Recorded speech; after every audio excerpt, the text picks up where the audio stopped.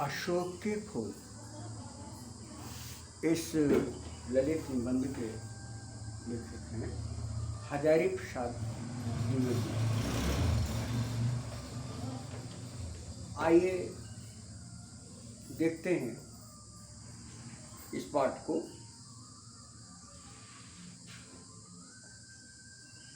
लेखक बताता है कि मैंने अशोक के पेड़ पर छोटे छोटे लाल फूलों के गुच्छे देखे। स्तवक मैंने गुच्छे देखे तो मुझे एकाएक उस विषय में कही गई तमाम बातें याद। वे कहते हैं कि वैसे तो विश्व में तमाम प्रकार के पुष्प होते हैं, लेकिन हमारे पौराणिक आख्यान में माना गया है कि जो कंदर्प देवता यानी जो कामदेव होते हैं, कामदेव सौंदर्य के देवता के रूप में कल्पित किए गए हैं। तो वे कामदेव के तूणीर यानी तरकस में सिर्फ 5 प्रकार के बाण होते हैं। 5 प्रकार के जो 5 बाण हैं वे 5 फूल हैं, और उन फूलों में एक है अशोक। तो अशोक के फूलों को भी स्थान मिला। इसका अभिप्राय यह है कि हजारी प्रसाद द्विवेदी बताते हैं कि हमारे देश के पौराणिक काल के साहित्य में, अथवा कह सकते हैं जब पौराणिक काल का साहित्य रचा गया तब अशोक के फूलों को महत्वपूर्ण स्थान मिला था। किंतु इस समय अशोक के फूलों को वह सम्मानित स्थान नहीं प्राप्त है, अथवा हम कह सकते हैं कि साहित्य में और समाज में उसका इस प्रकार का प्रयोग नहीं हो रहा है। लेखक बताता है कि मेरी इच्छा नहीं होती, वो कहता है कि उसको अशोक के फूल को देखकर मेरा मन उदास हो गया। अब वो उदासी का कारण बताता है कि कुछ लोग किसी चीज को देखकर सिर्फ इसलिए उदास हो जाते हैं कि वो सोचने लगते हैं कि इसका अंत तो बुरा होगा ही। ये मेरी समझ में जिसे ज्ञान मार्गी संत कवि कहते हैं, ऐसा यो संसार है जैसे सिंबल फूल, दिन 10 के व्यवहार में झूठे रंग ना भूल। और यह कह करके वे संसार की नश्वरता की ओर संकेत करते हैं। तो लेखक के कहने का मतलब यह है कि मैं उन लोगों में से नहीं हूँ, यानी मैं उनके जैसा विचार नहीं रखता हूँ। अर्थात अशोक का फूल अभी सुंदर है, कुछ दिनों के बाद ये सूख करके बदसूरत हो जाएगा, इसलिए मैं अशोक के फूल को देखकर दुखी हुआ, ऐसा नहीं। अब लेखक के कहने का मतलब है, लेखक कहता है कि व्यंग्य की भाषा में कहता है कि ऐसे लोगों को वह ऐसा दूरदर्शी मानते हैं जो लोग किसी चीज़ को देखकर मुहूर्त भर में, बहुत थोड़े समय में, मुहूर्त एक छोटा समय होता है, समय मापन की प्राचीन इकाई है, में उसके पूरे जीवन भर का हिसाब कर लेते हैं। आगे हजारी प्रसाद द्विवेदी स्पष्ट करते हैं कि भारतीय साहित्य में अथवा भारतीय समाज में प्राचीन काल में अशोक के फूल का बड़ा महत्व था।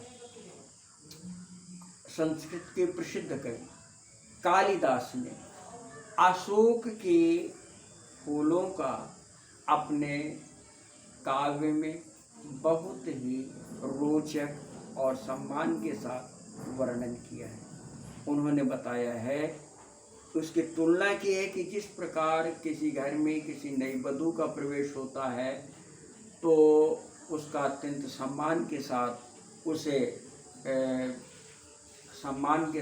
प्रवेश कराया जाता है, उसी प्रकार जहाँ जहाँ भी अशोक के फूल का वर्णन किया गया है वहाँ वहाँ अशोक के फूलों को एक विशेष महत्व दिया गया है। वे कहते हैं कि अशोक के फूल का वर्णन अत्यंत कम समय तक किया है। इसलिए वो कहते हैं कि अशोक किसी कुशल अभिनेता के समान झम से रंगमंच पर आता है और दर्शकों को अद्भुत करके खप से निकल जाता है। यानी जैसे दूसरे पुष्प हैं और दूसरी चीज़ें हैं, उनका प्रयोग बहुत दिनों तक किया गया, बहुत दिनों तक उनका सम्मान के साथ प्रयोग होता रहा, लेकिन अशोक का प्रयोग बहुत कम समय के लिए किया गया। वे कामदेव के अन्य बाणों के रूप में प्रयोग किए गए फूलों के विषय में बताते हुए बताते हैं कि अरविंद, अरविंद माने कमल, अरविंद को किसने बुलाया, अर्थात आज भी उसका वर्णन सम्मान के साथ होता है। आम की मंजरियों का वर्णन भी सम्मान के साथ होता है। नीलोत्पल, नीले उत्पल माने भी होता है कमल, यानी नील कमल। नील कमल को भी आज सम्मान के साथ माना जाता है। नवमल्लिका, नवमल्लिका की अवश्य विशेष पूछना। नवमल्लिका एक प्रकार का पुष्प होता है, कुछ लोगों के अनुसार जिसे बेला कहते हैं। तो जो वह है उसको अब विशेष रूप से साहित्य में उद्धृत नहीं किया जाता, लेकिन अशोक के फूल के विषय में बताते हैं उसको तो बिल्कुल ही भुला दिया गया है। लेखक स्पष्ट करता है कि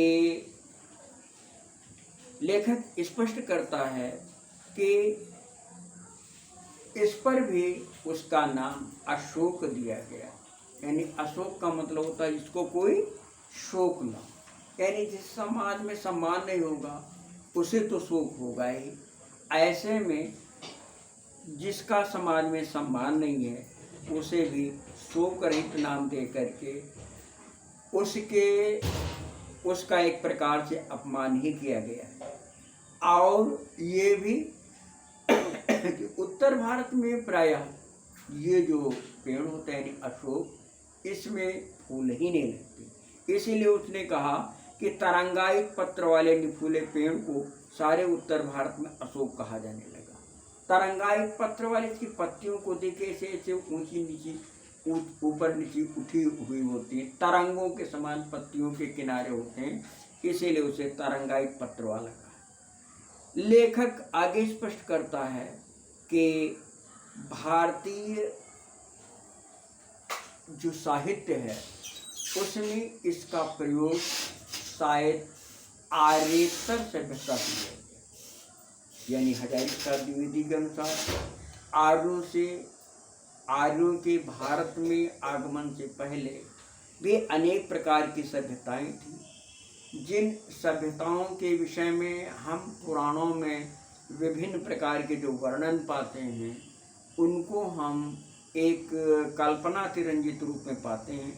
तो लेखक बताता है कि इनमें से यक्ष, गंधर्व, असुर ये सब विभिन्न प्रकार की जातियां थी।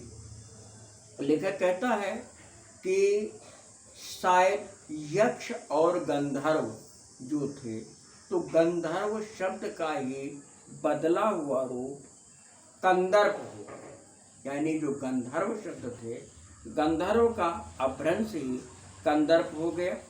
और जो यक्ष थे उनके देवता कुबेर थे, और जिनके हाथ में वज्र होता था।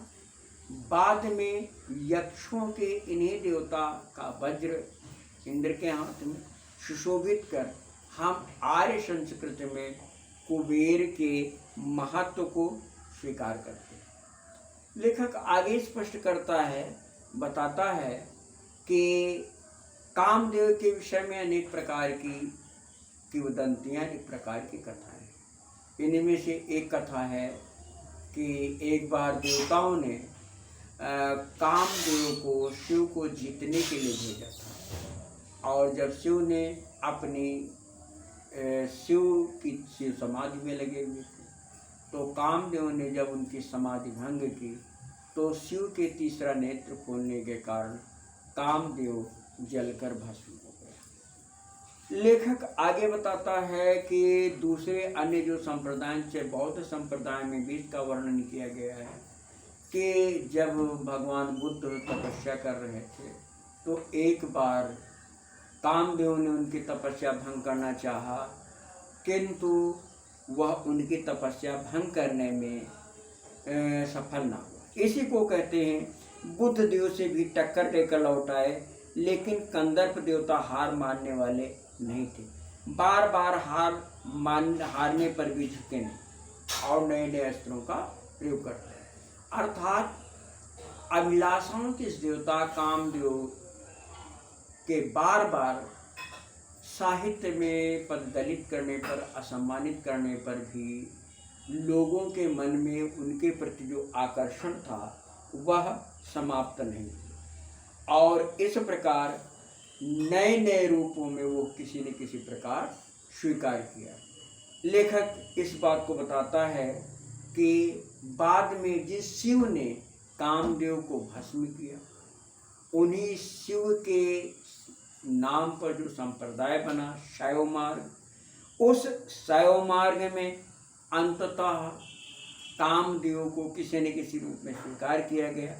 इसी प्रकार जो बौद्ध धर्म था, बौद्ध धर्म से महायान हीनयान संप्रदायों में अपभ्रंशन होते होते जो सिद्धयान बना, उस सिद्धयान में कामदेव के महत्व को स्वीकार किया गया।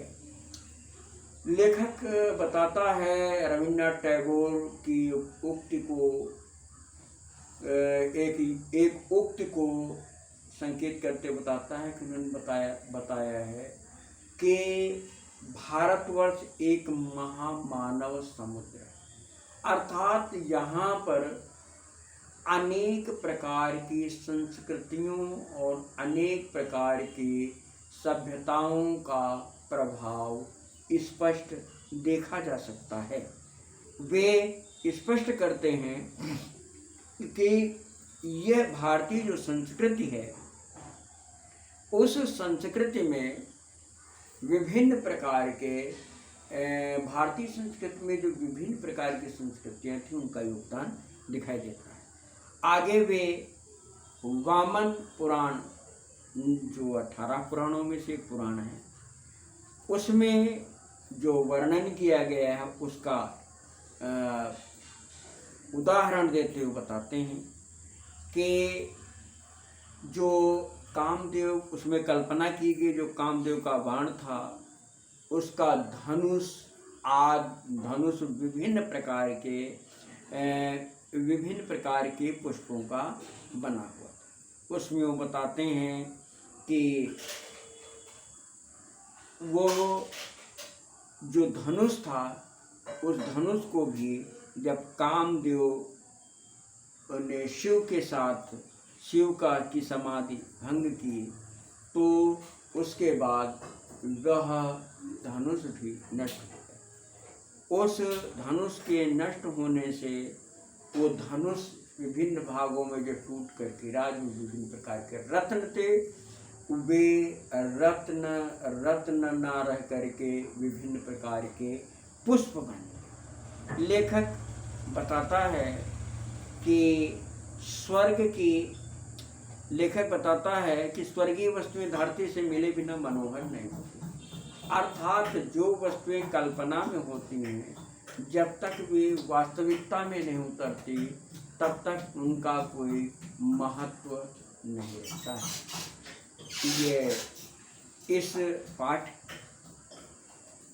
के अगले भाग में हम इससे संबंधित अन्य जानकारियाँ पढ़ेंगे, और आप लोग साथ साथ पढ़ें तो इसमें जो कठिन खंड हैं उस अवश्य आपकी समझ में आते हैं।